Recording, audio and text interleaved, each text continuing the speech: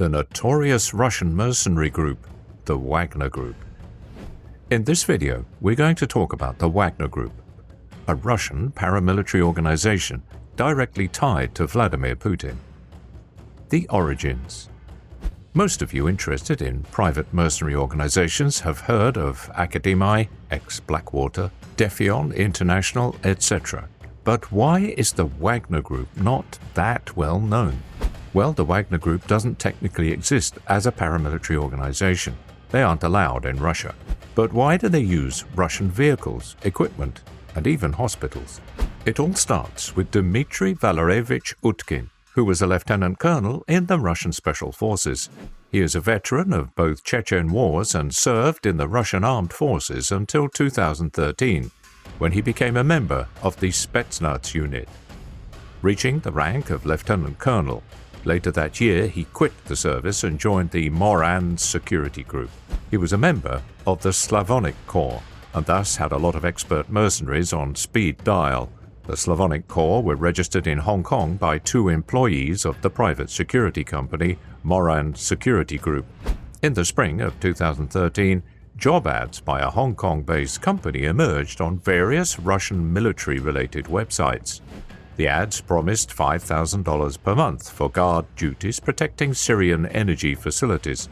The ads attracted the attention of former members of OMON, SOBR, VDV and SPETSNAZ.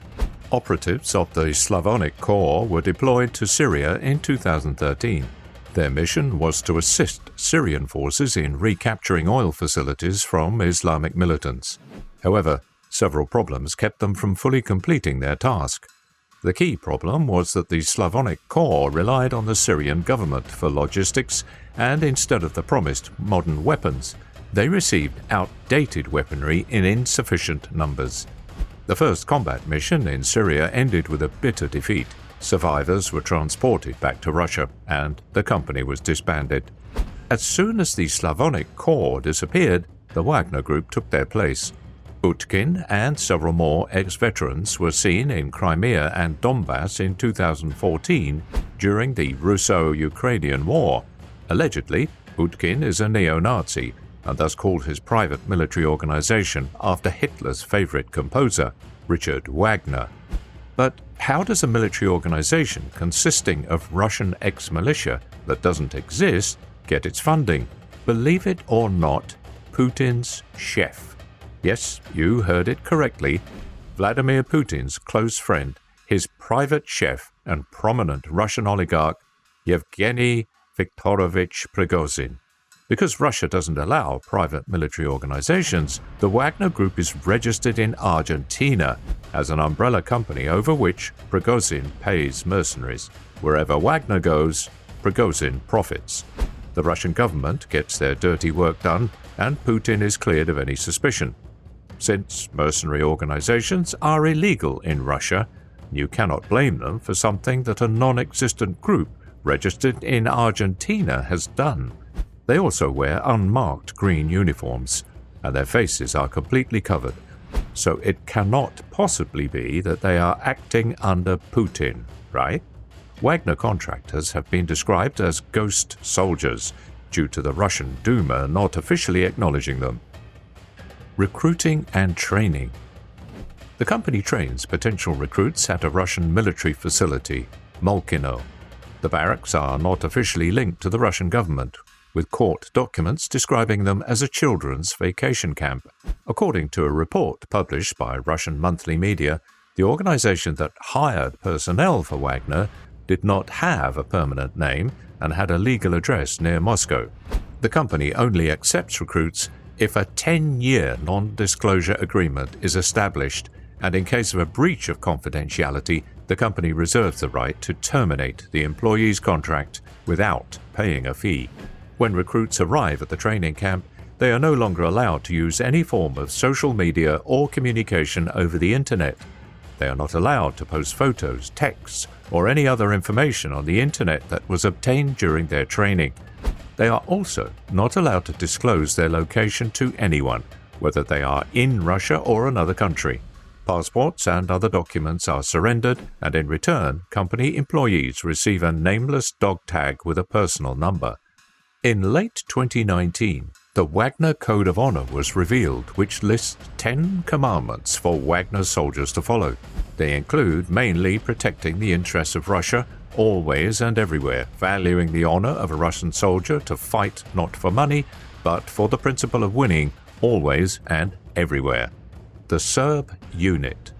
Wagner is believed to have a Serb unit under the command of Davor Savic, who was a member of the Arkhan's Tigers and JSO.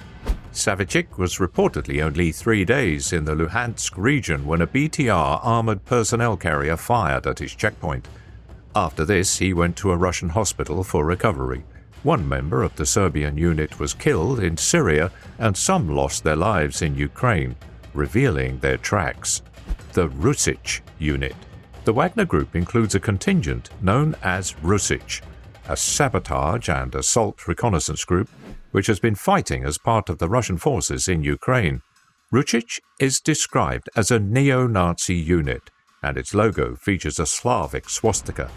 The group was founded on Utkin's orders by Alexei Milchakov and Jan Petrovsky in the summer of 2014 after they graduated from the training program. In December 2021, New Lines magazine analyzed data about 4,000 Wagner members who had been identified by researchers at the Ukrainian Center of Analytics and Security, finding that the average age of a Wagner contractor is 40 years old. Wagner actions. During their stay in Crimea, they didn't take part in any action because a lot of Crimean citizens are Russian, but as soon as war broke out in Donbass, 300 men wearing unmarked green uniforms somehow ended up there in case something went wrong. The first time they were deployed in action was when Putin needed help in Syria. For every oil or gas plant reacquired, a Russian company would get a quarter of its profits. That company is also led by Prigozhin, so naturally the Wagner Group was there. The famous story of Hamdi Bautas' return to Syria ends with the Wagner Group capturing him and killing him as a member of ISIS. He wasn't, he only spoke Arabic. After doing unspeakable things to him, one of the mercenaries caught everything on camera. Later, it was found that they knew who Hamdi Bauta is, and they were ordered to murder him and film it by Dmitry Utkin, who had a contract with the president of Syria. More so than in Arabic countries, in some African countries, such as the Central African Republic, there are constant wars and coup attempts. Of course, with the Wagner Group present because United Nations armies couldn't help contain constant outbreaks. They helped secure crucial points, trained the CAR military, committed some war crimes in the process, and earned Putin's chef a lot of money in the process. They also caught 3 Russian journalists trying to uncover dirty Wagner deeds to the world. Nobody heard of them ever again. Russia covered their tracks by saying the journalists didn't have a green light to go there and were killed by robbers. Their appearance was mostly felt in CAR, but there were also unmarked green uniform sightings in other African countries such as Libya, Sudan, DR Congo, Mozambique, and many others.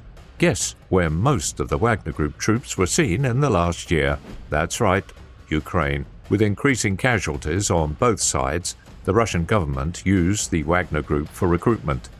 The Russian Defense Ministry had apparently taken control of Wagner's networks and was using its reputation for the recruitment, but the requirements had been reduced. It is also rumored that the Wagner Group has been trying to recruit inmates from Russian prisons because of the lack of recruits. In return for agreeing to fight in Ukraine, the criminals were promised a shortening of their sentence and money.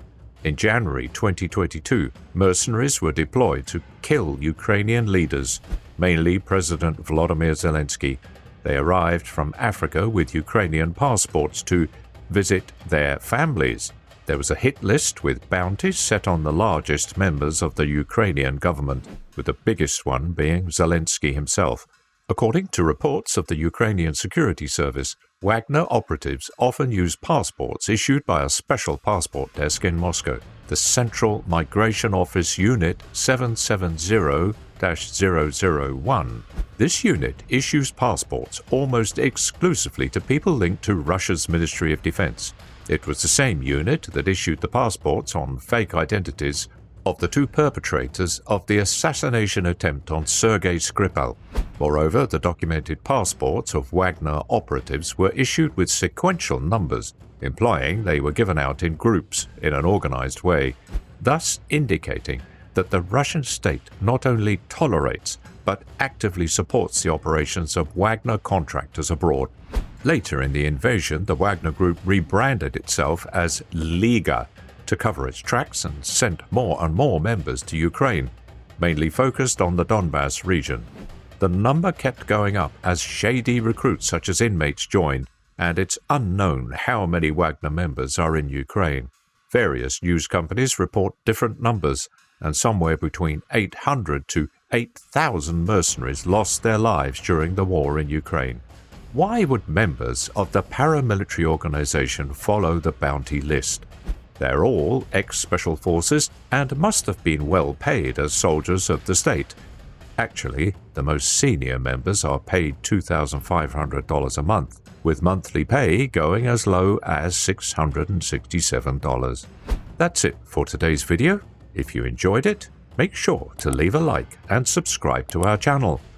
Also, ring that bell so you don't miss any of our future uploads. Till the next time.